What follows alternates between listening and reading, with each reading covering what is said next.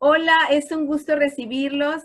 Estamos otra vez con esta jornada de presentaciones de libros virtuales. El taller de creación literaria y fomento a la lectura Malinali recibe hoy al libro Doctor Rafael Lucio, una aproximación biográfica, del autor Alberto Calderón. Muchísimas gracias, maestro, por compartir su libro con nosotros. Es bien interesante saber más acerca de personajes históricos, porque muchas personas, nada más, como es mi caso, me confieso, pareciera que nada más es un hospital en Jalapa, y no. Ahorita vamos a enterarnos de cuántas cosas y cuánta historia tiene este personaje. También está con nosotros la maestra Mari Carmen Delfín Delgado. Buenas tardes, maestra, muchas gracias por acompañarnos. Y Concepción Arenas y Muñoz. Bienvenida, muchas gracias. Voy a dar la palabra en esta ocasión para empezar a Concepción Arenas y Muñoz. Ella es arquitecta de profesión, siendo una de las bellas artes. Le ha provisto de la sensibilidad para abrir nuevas ventanas, como lo es su pasión por la holística, misma que le ha provisto de un punto de vista cosmológico hacia todas las actividades humanas y a los espacios que las contienen. Una ventana más abierto al descubrir su afinidad por la escritura, al formar parte del taller de creación literaria Ida Vitale, del taller de narrativa. Formó parte de las antologías Mosaico Literario, Una Primavera en Casa, y participa activamente en recitales poéticos. Es integrante del colectivo Café Literario. Bienvenida, Conchita, como le dicen los amigos, como de cariño le decimos, bienvenida. ¿Puede activar su micrófono, por favor, para que la escuchemos todos? Muchas gracias. Muchas gracias, Lupita, por tu presentación, por este espacio cultural que tú diriges. Y bueno, buenas noches a todos. Muchas gracias por estar aquí, por acompañarnos. Quiero agradecer a Alberto Calderón por la invitación para presentar este fabuloso libro. Y sobre todo la gran oportunidad que me da a mí para estar en este espacio. Es un honor para mí, Alberto, presentar tu libro y sobre todo el haberlo tenido ya en mis manos, que fue una lectura fascinante. Y bueno, Doctor Rafael Lucio, una aproximación biográfica. Libro que nos muestra primero la pasión por parte de Alberto Calderón por lo que escribe y una profunda tarea de investigación que se amalgama en cada página. Alberto nos toma de la mano y nos conduce a un viaje donde el pasado se vuelve presente y viceversa. En un contexto histórico-social de México que durante casi 7 décadas nos muestra a un hombre, no solo médico y científico, sino también investigador, docente, filósofo, heroico y valiente, y a un gran ser humano, el ilustre jalapeño doctor Rafael Lucio Nájera. En 1819 germina la semilla que aportaría a la medicina, a la cultura y a la patria mucho más de lo que pudiéramos imaginar. A través de hechos históricos, que son los que abren los caminos al galeno, Alberto Calderón nos conduce también a tiempos bíblicos, cuando habla del origen de los hospitales San Lázaro y de los lazaretos, que hacen referencia a la lepra, ya que el doctor Rafael Lucio estudió una forma de lepra. Nos conduce también a Europa, donde el doctor amplía sus conocimientos que más tarde aportaría a la medicina en nuestro país. También hacemos parada en la faceta cultural del doctor, pues dedicado dedicado trabajo, y realizó un dedicado trabajo en el rescate del arte pictórico mexicano. Asimismo, de su heroísmo y altruismo. Fue un gran ser humano. Nos sitúa también en tiempos en los que la confusión, la anarquía y el desorden reinaban en nuestro país. Brechas que condujeron al doctor Rafael Lucio a formar parte del equipo de médicos de grandes personajes históricos. Formó parte del equipo de médicos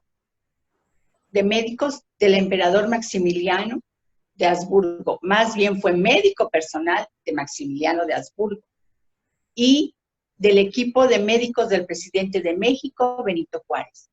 Asimismo, nos transporta a las batallas del país, mostrando el heroísmo de Rafael Lucio durante la invasión estadounidense, siendo médico de los cadetes de Chapultepec. Con este significativo hecho, quiero finalizar citando un fragmento del libro que dice: era el doctor Lucio que marchaba al lugar del combate. La gente lo conminaba a desistir debido a la superioridad. Le mencionaban que la plaza estaba perdida. Él alcanzaba a decirles que era el médico de los alumnos y en ese momento requerían más que nunca su servicio. Llegó al castillo y auxilió a los heridos prestando sus servicios, no importando el riesgo que representaba. Al término de la batalla, cuando el silencio invadió la desesperanza, fue que se retiró, habiendo concluido su misión. Muchas gracias y felicidades, Alberto. Muchísimas gracias, Conchita. Siempre digo que aquí no hay aplausos grabados y es cierto, los aplausos son espontáneos y son con mucho cariño porque expresar por escrito y en este caso en presencia del autor lo que nos evoca leer su libro, su obra, es muy, muy emocionante. Muchísimas gracias, Concepción Arenas y Muñoz, por la presentación. Voy a darle la palabra a una mujer, a una autora, a una querida compañera. Ella es Mari Carmen Delfín Delgado, Mari Carmen Delfín Delgado, de Jalapa Enríquez, Veracruz. Es licenciada en Medios de la Información, columnista en medios impresos y digitales, donde publica ensayo, crónica y entrevista con temática cultural. Es conductora en el programa de televisión por internet Manantial Entre Arenas. Jefe de redacción de la revista virtual Los Escribas. Es coorganizadora de eventos literarios de los grupos Manantial Entre Arenas y Café Literario. Antologada en variados títulos de libros y revistas editados en México, Perú, Colombia y Chile. Prologuista, miembro de la Asociación Cultural Poeta Ángel Núñez Beltrán, de la Academia Literaria de la Ciudad de México, de la Red Veracruzana de Comunicadores AC, y de Cronistas de Veracruz, AC. Participa activamente en diversas asociaciones periodísticas y culturales como presentadora de obra, organizadora de eventos y conducción. Fue invitada como comentarista en la FIL Guadalajara y en la Feria del Libro Infantil y Juvenil por parte del IBEC. Y también es autora del libro Huellas, un libro que espero tenga la oportunidad más adelante de leer porque Mari Carmen es toda una maestra en las letras y en la literatura. Bienvenida, Mari Carmen. Buenas tardes, es un gusto, Lupita, inmerecidas tus palabras, lo agradezco mucho. Es un gusto estar contigo, con tu auditorio, en este evento que haces del Taller de Creación Literaria Malinali. Te reconocemos, te reconozco tu labor durante más de 10 años, hemos estado juntos por todos lados, hemos andado, como dices, somos ajonjolí de toda la cuestión literaria y es un gusto estar contigo y con el maestro Carballido. Y un agradecimiento por la oportunidad que nos das de comentar el libro del maestro Alberto Calderón, que es un rescate histórico importante de veras, como todo el trabajo que él hace. Bueno, quiero compartirles mi opinión acerca de su trabajo. Las enfermedades han existido a lo largo de toda la historia de la humanidad. Por medio de la paleopatología, se ha logrado detectar los padecimientos que sufrieron los humanos en la prehistoria. Mediante el estudio de huesos y dientes, se determinó que la esperanza de vida en aquella época era muy corta en comparación con la actual.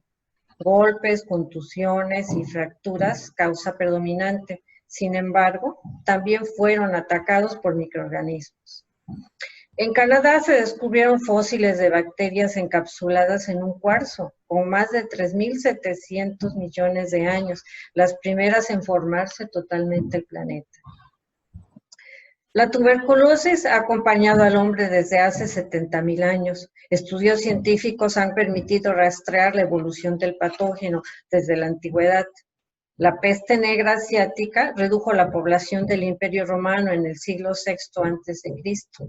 Otras dos grandes epidemias de peste bubónica se presentaron entre los siglos XIV y XVII. Entre el 20 y el 21 fue la gripe española, la gripe de Hong Kong, el ébola, la influenza y el cólera. El virus del SIDA ya existía hace 5 millones de años. Virus similares al VIH han estado presentes en los primates no humanos en África y lograron infiltrarse a la población humana. Se hallaron virus de la viruela en momias congeladas en Siberia, aunque actualmente se supone erradicada gracias a la vacunación. Los científicos volvieron a encontrarse con ella en los siglos XVII y XVIII en México. Fiebre amarilla, viruela, peste, cólera y lepra principalmente son las enfermedades que han azotado al mundo entero durante siglos. Científicos de todas las épocas han encarnado una lucha contra estos enemigos invisibles, comprometidos con la vocación y el amor por la humanidad, dedicando su vida a la investigación y aplicación de sus descubrimientos en pro de la salud. Hasta finales de la Edad Media, la lepra era frecuente en Europa, tanto que casi 1 de cada 30 personas estaba infectada. En la actualidad, la enfermedad se encuentra en 91 países de todo el mundo, con cerca de 200.000 nuevos casos de infección al año. Todas las cepas comparten un ancestro común que existió hace 4.000 años, lo que coincide con la evidencia ósea más temprana de la enfermedad en el registro arqueológico, que data del año 2000 a.C. en la India. Los infectados con lepra han sufrido discriminación desde que la enfermedad existe. Fueron aislados, recluidos en cavernas, despreciados hasta por sus familiares, al grado de colocarles una campana para alertar de su presencia cercana. Estos enfermos sufren emocional y físicamente, ya que las lesiones provocadas por la bacteria Mycobacterium leprae van desde la irritación en la piel, descamación, heridas sin cicatrización, pérdida de fuerza, hasta lesiones en el sistema nervioso, aunado al mal olor que provocan las partes infectadas. En nuestro país vivió un gran hombre de ciencia, destacado por su inteligencia, preocupado por la preservación del acervo artístico mexicano y, sobre todo, de gran vocación y calidad humana, el doctor Rafael Lucio Nájera.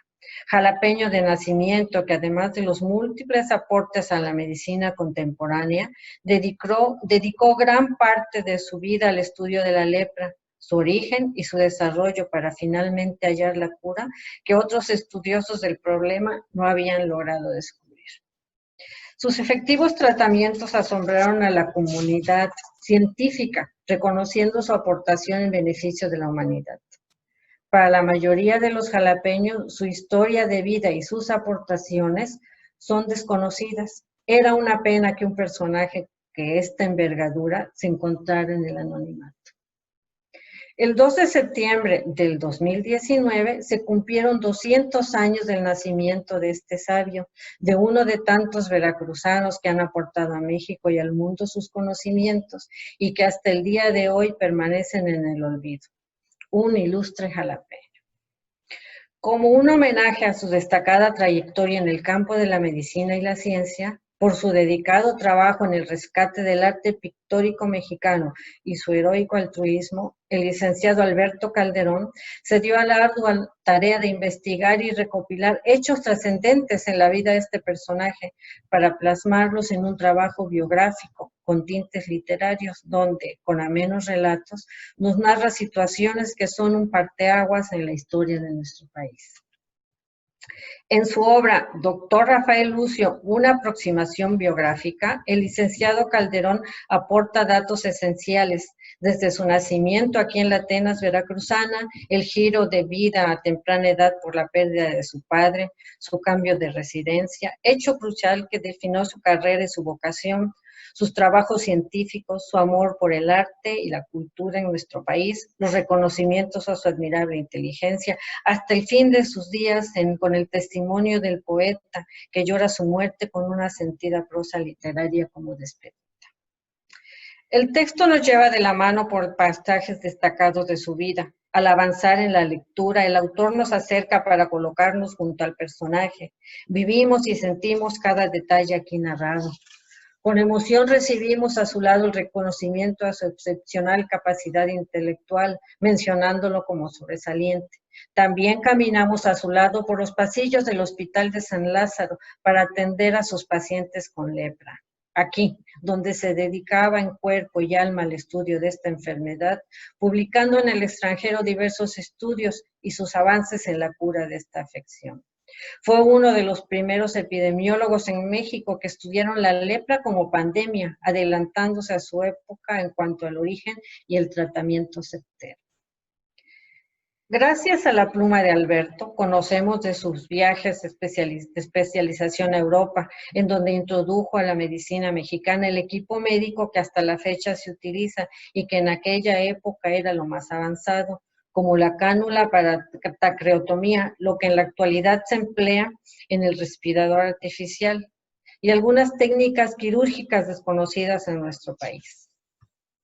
Otra faceta de gran importancia que aporta esta recopilación es su gusto por el trabajo artístico de pintores mexicanos.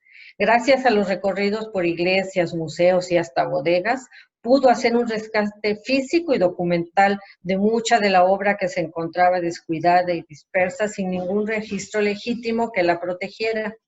Asimismo, seguimos su cabalgata hasta el castillo de Chapultepec para llegar al auxilio de los jóvenes cadetes heridos en la batalla contra los norteamericanos, sus visitas de rutina para cuidar la salud de Maximiliano de Habsburgo, y estuvimos presentes cuando el corazón del licenciado Benito Juárez latió por última vez.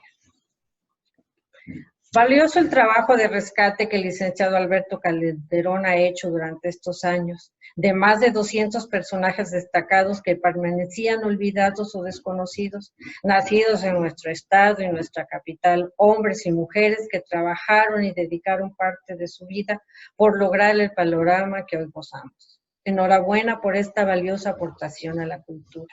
Doctor Rafael Lucio Nájera, una aproximación biográfica, es una obra amena donde el autor nos convida a la fascinante vida de este destacado coterráneo, para conocerlo y reconocerlo como se lo merece. Es cuanto.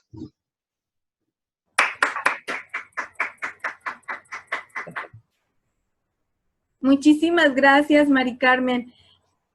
Cuando tuve la oportunidad de leerlo, el libro, y te escucho, parece uno mismo, porque conforme te voy escuchando, voy siguiendo la lectura en mi mente de lo que ya leí del libro del maestro Alberto. Entonces, muchísimas gracias. Bueno, y escucharte, ¿qué te digo? El maestro Reinaldo tiene en un folder el ensayo que le escribiste en su homenaje. Entonces, eres de las consentidas. Y muchas gracias, con mucho cariño también para ustedes. Gracias. Muchísimas gracias, de verdad. Y bueno, es momento de que le demos la palabra al autor. Siempre en las presentaciones del libro digo que es el homenajeado, que es el cumpleañero, que estamos de manteles largos, ¿no? Y en esta ocasión, bueno, el maestro Alberto Calderón nos trae a doctor Rafael Lucio. Voy a presentarles al maestro Calderón. Él es columnista en periódicos impresos y digitales, Es autor de los libros El Salto, El Frágil Paraíso, Las Espiroquetas, Carmen mirando el mar y el libro que hoy nos reúne, Doctor Rafael Lucio, una aproximación biográfica. Está antologado en una decena de libros. Es director de la editorial Manantial Entre Arenas, miembro de la Academia Literaria de la Ciudad de México, cronista del Estado de Veracruz, narrador, la Asociación Poeta Ángel Núñez Beltrán y la Red Veracruzana de Comunicadores. Bienvenido, maestro. La palabra es de usted. Muchas gracias. ¿Qué tal? Buenas tardes. Pues es un gusto para mí estar con ustedes. Lupita, pues te agradecemos mucho el apoyo. Sabemos de tu gran capacidad como difusora de la cultura, pues en todo el estado de Veracruz prácticamente, ¿no? Te hemos visto por acá, por la zona centro, por Córdoba, Orizaba, Acayucan y principalmente en la zona sur. Pero pues para nosotros es un placer pues que nos brindes esta oportunidad. Me da también muchísimo gusto tener aquí la presencia de Conchita, de Concepción Arenas. Quiero comentarles que estamos haciendo trabajo de creación literaria. Estuvimos ahorita un taller de narrativa personal y en ese taller pues lo tomaron aproximadamente 30 gentes. Todos los trabajos son muy buenos, pero siempre hay trabajos destacados y hay gente pues que sobresale en todas estas todos estos escritos. Yo no podría decir quién más o quién menos, todos son importantes, todos tienen una gran capacidad y muchas ganas. Pero me gustó mucho el trabajo de Conchita, la verdad me gustó bastante. Lleva por título una mesa, ¿cómo? No recuerdo. En una mesa de sueños cumplidos. Exactamente. En una mesa de sueños cumplidos. Desde el título, la verdad me gustó el título y todo lo que narra. Son narraciones de nuestras vidas. Entonces, creo que este grupo está avanzando muy bien. Tenemos una gran unidad y todos vamos a ir pues teniendo pues nuestras propias publicaciones, no nada más de forma colaborativa, y bueno, y participar en todo lo que son los eventos como presentaciones de libros, y esta oportunidad que para mí yo me siento muy honrado en que nos haya aceptado Conchita participar. Y también Mari Carmen, bueno, Mari Carmen ya participa casi cada semana presentando, no es cierto, no, pero Carmen pues ya tiene la experiencia, ya ha estado en muchas presentaciones. Es activista mayoritaria. Sí. De los últimos libros que se han publicado de los amigos de aquí en la región, pues Carmen ha participado en varios de ellos, ¿no? Realmente. Y también que bueno, eso me da mucho gusto porque recuerdo en aquellos años, hace mucho tiempo, que la timidez también, como que quería ser parte de atrapado en eso, ¿no? Pero pues en la dinámica y todo esto ha hecho que ahora sea un referente, ¿no? Porque su estilo también literario es muy bueno. Los dos comentarios que hicieron me agradaron mucho. Cada una con su perspectiva y con su análisis muy, muy claro, muy concreto. Y bueno, yo diría del doctor Rafael Lucio que podríamos dividirlo en varias, como si fuera un pastel, hacer varias rebanadas, todas son exquisitas, todas, a lo mejor unas son más grandes que otras, pero una de las cosas que son fundamentales es que fue un hombre muy dedicado, fue un hombre comprometido con lo que hacía. Yo creo que todos nosotros en la vida, cuando nos comprometemos con algo de una forma decidida, así sea el trabajo que nos cueste para llegar a lograrlo, triunfamos siempre, ¿no? Entonces, él desde niño fue muy dedicado. Él, claro, era un niño muy inteligente. Muestra de ello son sus calificaciones, siempre calificaciones sobresalientes, pero siempre fue como un niño muy, muy dedicado al estudio. Fíjense que él fue alumno de un gran hombre, de un gran hombre de ciencia.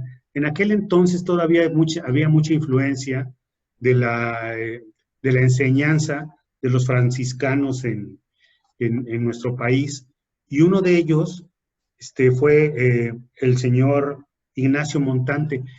Si ustedes algún día profundizan un poco en la historia de la cultura de nuestro país y de la enseñanza, van a toparse con Ignacio Montante, perdón. Ignacio Montante fue un hombre extraordinario, precursor de la educación en la zona del Bajío, por allá en San Luis Potosí. Él creó una escuela muy, muy destacada, una de las más importantes que había en el país, y ahí fue a educarse, parte de la educación primaria, secundaria, y todo esto del doctor Rafael Lucio. Incluso Ignacio Montante lo reconoce como un alumno destacado. Y dice, voy a leer textualmente porque es importante, dice, mientras estuvo bajo mi dirección, sus portes personales siempre denotaron la más fina educación y política. En cuanto a su aprovechamiento, le considero igual al que los estudios se da en grado de eminente, pues si no adquirió mayores luces, fue porque mis conocimientos no se extendían a más. Conozco que sus talentos y disposiciones son susceptibles de lo sublime a las ciencias. O sea, el propio director de la institución reconoce ese empeño y esa gran disposición que tenía el doctor Rafael Lucio. Eso fue lo que le permitió pues seguir estudiando, ¿no? Y se va a la Ciudad de México. La Ciudad de México en esa época, pues no existía facultad de medicina ni escuela de medicina, no existía, o sea, realmente como una institución de Estado o una institución privada, no existía, ¿no? Había un establecimiento de ciencias médicas, que era una organización de varios médicos altruistas de la época que se asociaron y daban esa formación a los que estuvieran interesados en desarrollar la carrera de medicina. Entonces, tenía muchas limitaciones, pero con todo y esas limitaciones, el doctor Rafael Lucio siempre fue un alumno muy destacado, ¿no?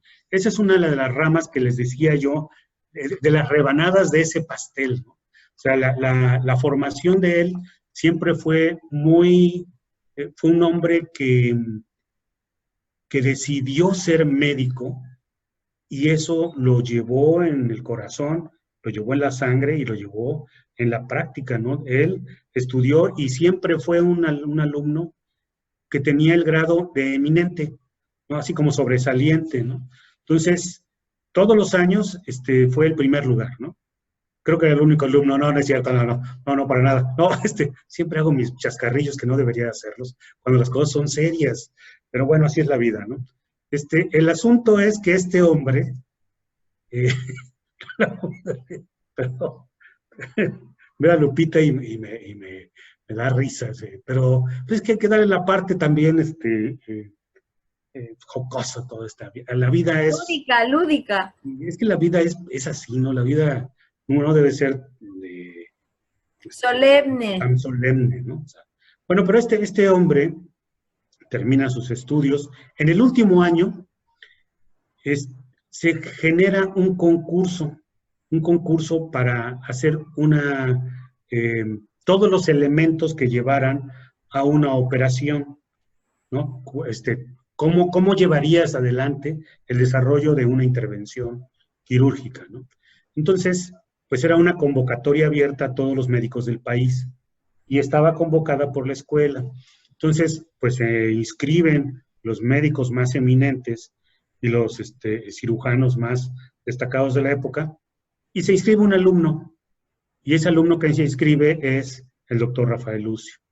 Entonces, cuando se hace la valoración de este concurso, de este evento, resulta que el que gana es el doctor Rafael Lucio, ¿no? Siendo alumno, estando en el último año. Esto ahí es la muestra de cómo llevaba él esa dedicación, ¿no? Entonces, bueno, pues lo gana, y el premio hacia él era pues darle algunos beneficios académicos que él rechazó.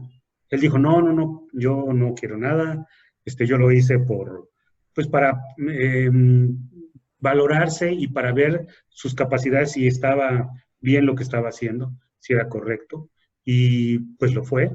Entonces, él nunca no pidió absolutamente nada.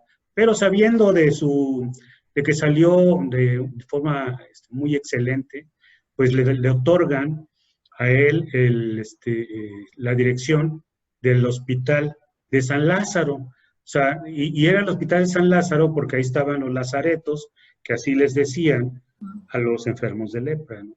Entonces, ese hospital tiene también una historia. Cuando llega Hernán Cortés al país y llega hasta la capital, el primer hospital que forma en América, pues es el hospital, funda él el hospital de los lazaretos, o sea, de los enfermos de lepra. Y pues por cuestiones de intereses territoriales le arrebatan, destruyen el hospital, que 30 años más adelante, otro español lo reconstruye y desde 1587 parece ser, 47. Bueno, por aquí tengo el dato. El hospital funciona y este es el hospital que le toca dirigir al doctor Rafael Lucio, donde hace sus investigaciones, profundiza en todos sus conocimientos, incluso hace experimentos, hace algunos experimentos, utiliza 40 pacientes y ve que la lepra tiene diferentes como variaciones, como especificidades, como formas diferentes. A uno les da lepra de una manera y a otros. Él detecta todo eso y hace una investigación que la publica de forma internacional y es reconocida en Francia. Y desde ahí, desde esa época, este mal de la lepra se llama de Lucio, precisamente en reconocimiento a su investigación, hasta la fecha se llama así. Entonces esa es como la segunda rebanada. La primera es su formación, la segunda es pues todo el trabajo que hizo científico, todo el trabajo de investigación y todo el trabajo práctico que hacía en el hospital. Aparte de ser especialista, él era un médico general, entonces atendía todo tipo de pacientes, no nada más a la gente que tenía esta enfermedad, y era un hombre altruista. Él, si veía que la gente era humilde, que no tenía recursos, no le cobraba.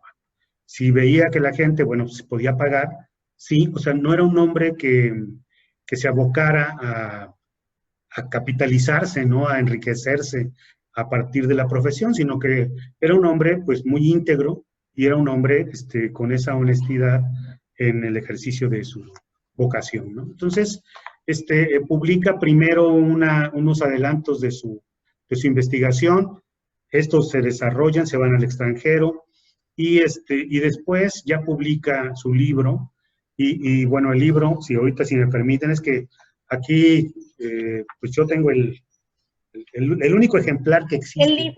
El libro se llama Reseña histórica de la pintura mexicana de los siglos XVI y XVII, el libro que publica el doctor. Sí, no, esa es la parte, esa es otra rebanada del pastel, esa es otra de las partes, su parte artística, ¿no? Su parte cultural. O sea, porque de hecho la parte que él, él estuvo, aparte de eso, en la época, es una época muy convulsionada, es una época donde hay levantamientos, se pierde en gran parte del territorio de la República, hay gente que se opone a los acuerdos de los tratados, hay levantamientos en la zona de Guadalajara, en la zona del norte, algunos otros norteamericanos quieren invaden la parte de Coahuila, invaden la parte de Tamaulipas, quieren apropiarse también de esa parte territorial para los Estados Unidos. Hay un levantamiento en Chiapas, hay otro levantamiento en Yucatán, Yucatán se quiere independizar del país. Entonces, todos estos conflictos pues están en boga, el país está económicamente en quiebra, no hay una forma para desarrollar la medicina y todas las ciencias y todo el desarrollo del país de una manera más armónica, ¿no? Entonces, ante todos estos embates, de cualquier forma, el doctor Lucio hace sus investigaciones, manda sus escritos, con Gabino Barreda y algunos otros médicos, publican en el país, el desarrollo mismo de la medicina, se van incorporando, la química se va incorporando a la medicina, la física se va incorporando a la medicina, empiezan a haber medicamentos, la farmacéutica, la investigación farmacéutica, empieza a desarrollarse, empiezan a crearse algunos medicamentos ya más específicos. Entonces, él va haciéndose de toda esa información y también va haciendo sus aportaciones. Para conocer más acerca de todo el desarrollo de la medicina, viaja a Europa, principalmente va a varios países en Europa, pero donde él lo marca es en Francia. En Francia tenía algún tiempo libre y no lo dedicaba pues a ir a la fiesta, ¿no? O a algunas cuestiones de recreación o de turista, ¿no? Él más bien, y había mucha oportunidad en ese entonces, estaba en auge toda la cultura francesa, pero él se dedica a ir a los museos, visita todos los museos, pero principalmente visita gran parte de las iglesias que están en París. Y entonces en París y en España también se da cuenta de la pintura que surge, la pintura eclesiástica, ¿no? La pintura que está hecha para hacer los retablos de lo que dice la Biblia, ¿no? Los pasajes bíblicos expresados a partir de una pintura, donde los fondos eran oscuros, no importaba mucho la estética física de las personas, ni los detalles, sino que eran incluso los pintores europeos de la época hacían hasta cierto punto imágenes, pues no diríamos burdas, pero con falta de calidad, ¿no? Entonces, él conocía de la pintura en México, porque le gustaban las iglesias, ir a ver los cuadros, y entonces empezó a valorar a los pintores mexicanos. Primero empezó a investigar, y una parte de las pinturas que se encontraban en México, de los siglos XVI y XVII, muy escasas, eran europeas, traídas del continente de aquel lado, ¿no? Pero muchas reproducciones pictóricas fueron creadas en nuestro país por pintores desconocidos, pintores anónimos, gente que estaba también muy comprometida con la religión y que lo hacía de buena fe, con vocación, pero se dio también cuenta que en México había algunas variaciones pictóricas. En México no había tantos claros oscuros, había la posibilidad de colores más intensos y además las figuras humanas eran más expresivas y eran más finas que las europeas. Entonces hacía esas comparaciones y dijo, bueno, pues si estas pinturas son tan buenas, ¿por qué no hay un reconocimiento a los pintores? Entonces se abocó a hacer una investigación, pues como tenía unas muy buenas relaciones, pues de alto nivel, a través de la gente de la iglesia, le permitieron conocer, pues, de quién eran las obras, conocerlas más a fondo. Se enteró de que había un desorden total. Las obras que habían sido traídas del extranjero, se habían desaparecido de las iglesias, se las habían llevado a él, no sabemos quién, a sus domicilios. Bueno, casi también desapareció, las habían robado, ¿no? Prácticamente. Y habían sido sustituidas, muchas de ellas, por obras originales, no copias, sino otros movimientos o otras poses, otras posiciones que hablaban también sobre algún momento bíblico, pero hechas por mexicanos. Entonces, visitaba una iglesia, hacía un registro, después en otra iglesia se encontraba, la que aquí había desaparecido, aparecía en otra iglesia, otras desaparecían definitivamente, regresaba como hizo muchos recorridos, para ir tomando notas, viendo quiénes eran los autores, si estaban vivos pues, o no, conocer su historia de vida, cómo se habían formado, hacer un reconocimiento y que él pensaba dar públicamente un reconocimiento a los pintores mexicanos de esa época, ¿no? Entonces, por eso es de que hizo la investigación. Y cuando regresaba, por ejemplo, a una iglesia después de un tiempo determinado, se daba cuenta que ya el cuadro ya no estaba. Como él había hecho algún comentario acerca de que la obra era importante, entonces decían, ah, no, pues si lo dijo el doctor Rafaelucci es que debe ser importante, y se las llevaban, ¿no? Entonces, fue para él un trabajo titánico. Después encontró que había muchas pinturas desaparecidas, y la investigación lo llevó a unas bodegas de la iglesia, unas grandes bodegas de la iglesia, donde guardan todas las cosas que se supone que ya no les sirven, ¿no? O sea, que son antiguas y que ya están como en desuso, y ahí se encontró muchísimas pinturas de pintores mexicanos. Entonces hizo toda esa investigación, esa clasificación, y la publicó en ese libro que tú mencionas, ¿no? Entonces, ese es el primer libro sobre pintura mexicana que existe. Reseña histórica de la pintura mexicana de los siglos XVI y XVII. Es una aportación para la época, incluso para nuestros momentos, fue una aportación extraordinaria. Ya vendrían otros, a partir de ahí, bueno, pues creas la semilla y dices, ah, no, pues despiertas el interés en otras gentes, y otra gente dice, ah, pues, si esta investigación la hizo un doctor y fue una investigación muy buena, pues vamos a abocarnos a ver qué más encontramos. Y bueno, encontraron algunas imprecisiones, ¿no? Pero es que él no se dedicaba, no era un hombre de arte, ¿no? Él era médico, ¿no? Pero tenía cierta relación con el director del Museo de San Carlos, Francisco Javier Echeverría. Francisco Javier Echeverría había sido presidente de nuestro país, es jalapeño también, había sido presidente de México, nada más 18 días, pero 18 días se llevó lo que quedaba. Entonces, para que vean que esto no es de ahorita, esto tiene mucho tiempo que la gente le gusta la mano larga, por decirlo de alguna manera. Entonces, Francisco Javier Echeverría había sido secretario de Hacienda con Santana. Entonces, Santana era un hombre muy mal administrado, ¿no? Y pues el que administraba bien era Echeverría, ¿no? De ahí hizo una gran fortuna.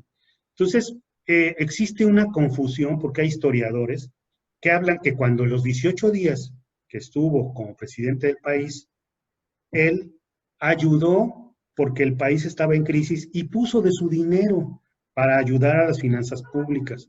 Incluso hay historiadores, cronistas aquí en la región, en Jalapa, que hasta tuvimos ahí alguna diferencia en esta apreciación, porque yo soy de las gentes que digo que, bueno, tuvo esa fortuna porque ya se la había robado de la administración de Santana, ¿no?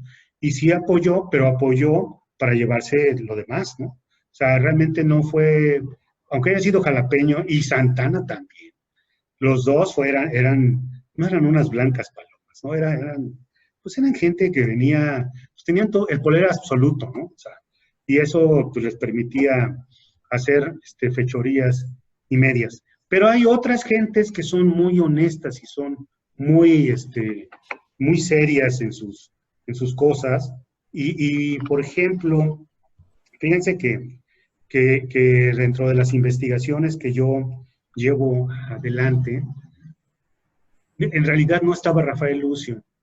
Yo, tiene años que estoy investigando a José María Mata, porque José María Mata es otro de los personajes buenísimos de nuestra Constitución de 1857. Se reconoce a todos los que realmente, pero el que hizo realmente la Constitución de 1857 fue José María Mata, jalapeño. Y a él no le da ningún valor, está perdido completamente, ni los historiadores lo han rescatado. Y otro gran personaje de la historia de nuestro país y de la cultura en México fue José Manuel Couto. José Manuel Couto, él nació en Córdoba. También sobre él estoy haciendo una investigación, también tengo años. Y incluso me ha invitado a Córdoba que yo dé una charla sobre esto. Quiero terminar primero la investigación, porque esas son un poco más amplias, pero José Manuel Couto también fue un hombre que le gustó mucho el arte, y él hace el segundo libro de historia del arte en nuestro país, José Manuel Couto. Entonces, el primero que hace un libro sobre la historia de la pintura en México fue médico, y el segundo hombre que hace una historia más completa sobre la pintura en nuestro país, también es veracruzano y es abogado. O sea, pero bueno, así es esto, ¿no? Hay gente que muy comprometida con la historia y con la cultura y con todo esto. Entonces, bueno, no quiero quitarles mucho el tiempo, pero quiero nada más finalizar, es que ya luego me extiendo mucho, pero como ya lo habían mencionado tanto Conchita como Mari Carmen, de los pasajes destacados del doctor Rafael es su compromiso y su valentía al ir el día de la batalla a ayudar a los heridos de la batalla de Chapultepec. Y voy a tomar un poco de agua, perdón. Claro, claro. Yo quiero antes de que termine, maestro, hacer un punto, indicar sobre las fuentes bibliográficas que usó, porque aquí veo que son más de 12, y yo sé que fueron mucho más. Sí.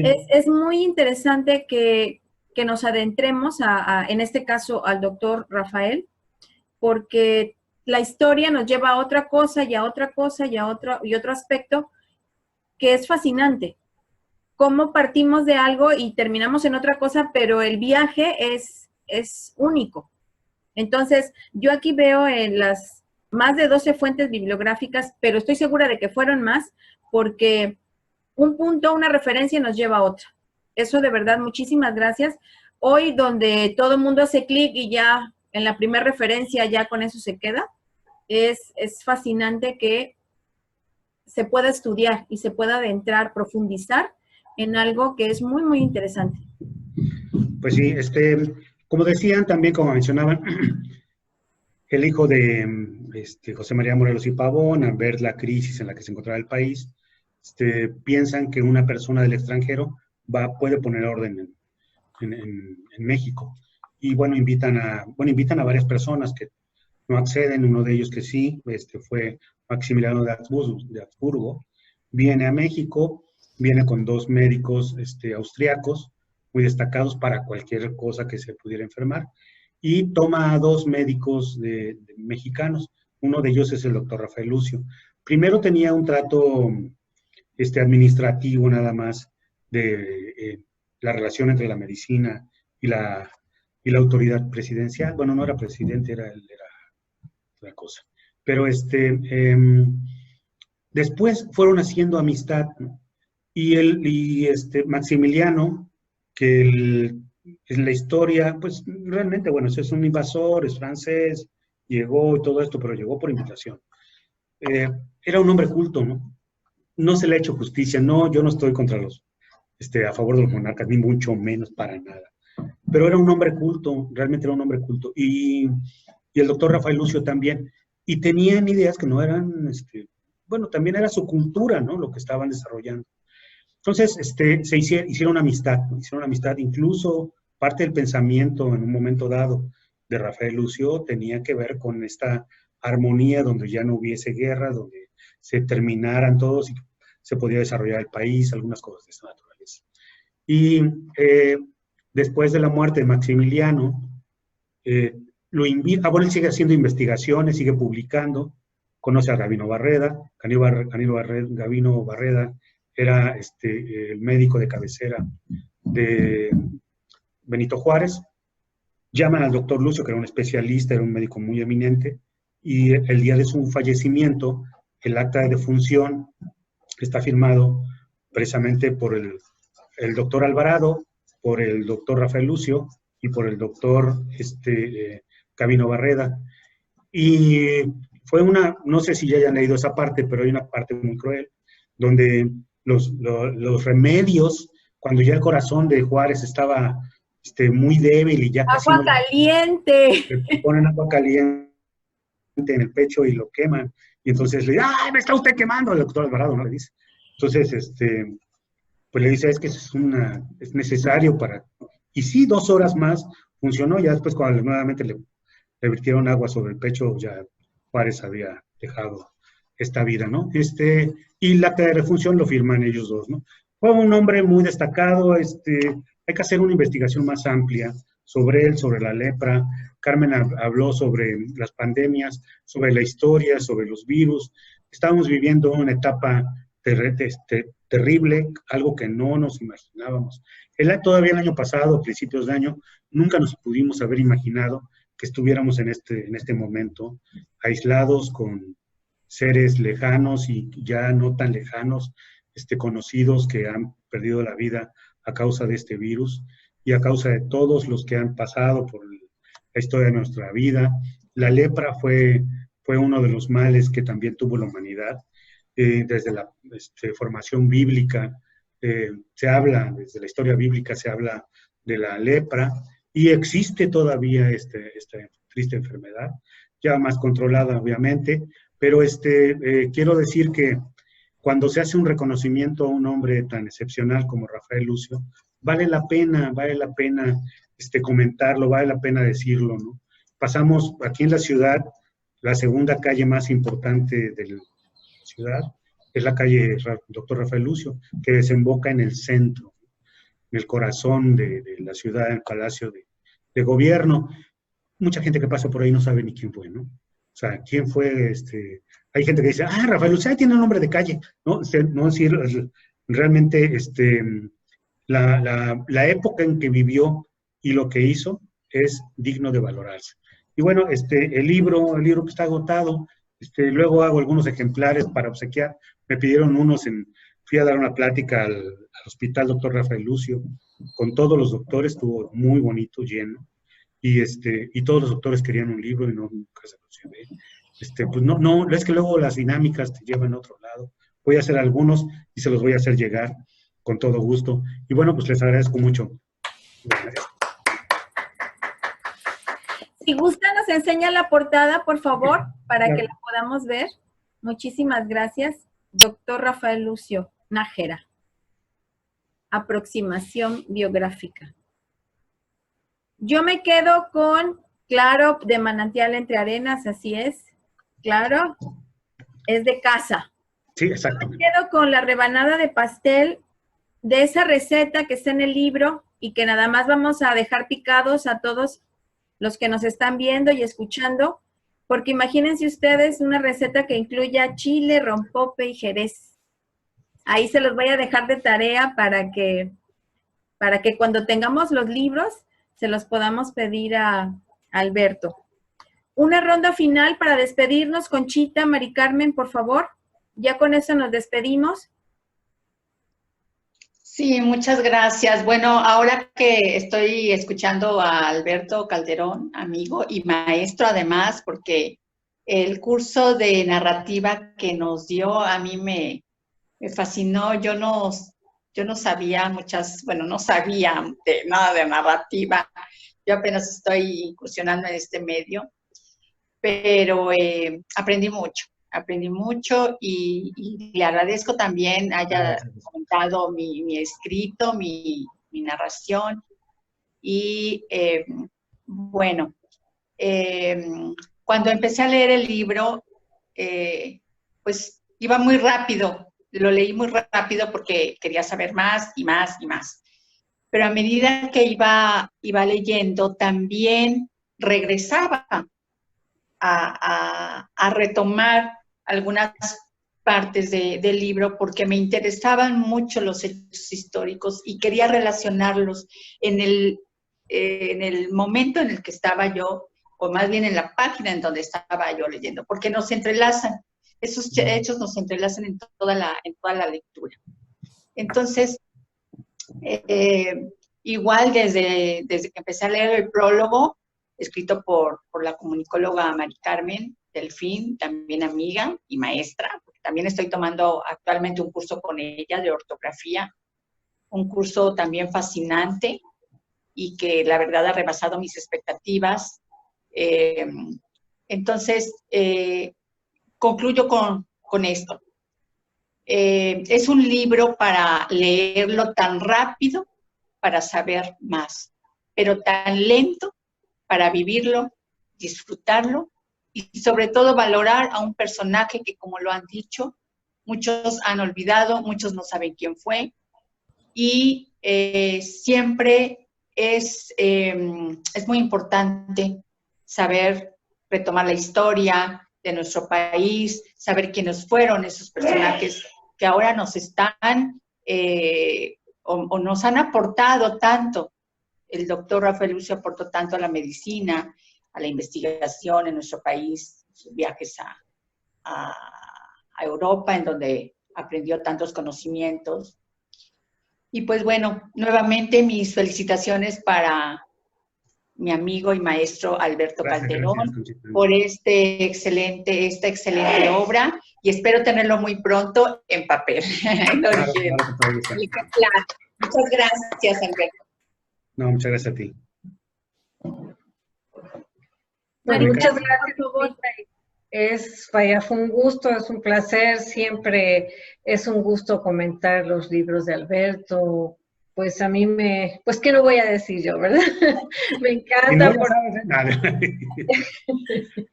Investigamos mucho, él investiga bastante, platicamos, comentamos, intercambiamos ideas, es una retroalimentación, y sobre todo, como lo dije en la parte final del ensayo, está dedicado desde hace muchos años al rescate de los personajes importantes en la historia del país.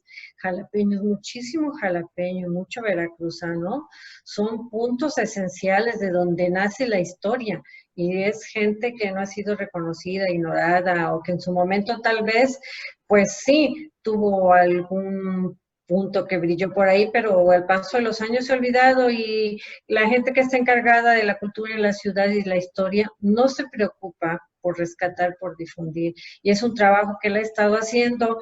Ahorita hay muchos trabajos que pues hay que publicar, hay muchas investigaciones, como él mencionaba, de José María Mata, que es contemporáneo del doctor Rafael Lucio, mucha gente, muchísima gente que vale la pena que conozcamos su vida, su obra, la aportación y el valor que tiene nuestra tierra, y el valor que tenemos pues todos los mexicanos, ¿no? Independientemente, jalapeños, veracruzanos, de toda la República, en la historia de México, que México es un país muy rico, ¿no? Tanto que extranjeros vienen y se dedican años a estudiar a México desde sus países, y bueno, ahorita está dedicado eso al rescate, y bueno, pues esperemos que tiene por ahí unas novelas que también están así como que ya sácame, ya quiero salir y no se atreve. Tiene 2 novelas por publicar muy buenas, además de sus investigaciones. Y bueno, aquí estamos, y te agradecemos mucho, Lupita, que nos hayas invitado. Gracias, Conchita, por tus comentarios, y bueno, aquí estamos a la orden, y muchas gracias.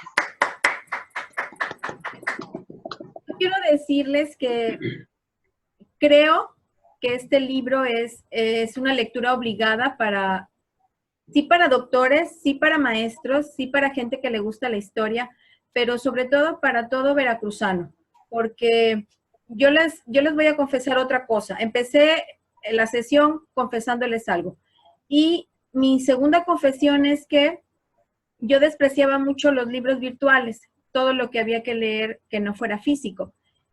Y mi primer libro que leo de manera virtual, porque tuve la versión en electrónica, yo ya pienso de otra manera, porque ir leyéndolo es para mí una experiencia nueva. Entonces, conforme lo fui leyendo, fui haciendo mis notas, aquí las tengo, fui haciendo mi mapa mental, porque de verdad lo leí como Conchita, de una sola sentada, de un solo jalón. ¿Por qué? Porque quieres saber más. Está narrado, está escrito de una manera en que quieres seguir leyendo. Entonces, para mí es una experiencia totalmente nueva. Les agradezco de corazón que hayamos estado en esta sesión de la presentación del libro virtual juntos, porque para mí ya es un punto y aparte. Entonces, esto lo voy a compartir con la gente que conozco. Es muy importante que los maestros, cuando estás enseñando historia en los niños en clase, les des un poquito unos toques que no sean tediosos. Entonces, saber estos detalles de personajes históricos mexicanos, es gratificante. Para mí, en cultura general, bueno, me voy enriquecida, me voy feliz, y más que lo conozco, más que tengo el gusto de conocerlo, al maestro Alberto Calderón, me voy feliz, me voy gratamente complacida. Y muchísimas gracias, Alberto. Quisiera yo, si me permites, es que voy a comentar una anécdota. Resulta que en septiembre cumplió 2 años de su natalicio. 200 años, perdón. 200 años de su natalicio. Entonces la idea era que yo iba a dar una plática. O sea, dije, bueno, pues vamos a dar una plática sobre el doctor Rafael Lucio. Y entonces empecé a tomar los elementos que tenía. Y ya que los junté, dije, no, pues es que sale un libro. y fue como salió el libro. Entonces, el día que fui a dar la plática, algunos no sabían que era libro. O sea, pensaron que era la charla, ¿no? Pero yo ya el libro, dije, no, pues lo hago, ¿no? Y llevé unos ejemplares y de ahí salió, ¿no? Pero vaya, esta es una anécdota que surge sobre esto, ¿no? Y bueno, mi eterno agradecimiento contigo y esperemos seguir haciendo trabajo conjunto. Nosotros estamos aquí en Jalapa, los amigos de la ciudad, los amigos del taller en Manantial Entre Arenas, los amigos del Café Literario. Somos un grupo bastante amplio. Realmente se han unido otros grupos con nosotros y pues sigue creciendo y pues todos estamos haciendo un trabajo, ¿no?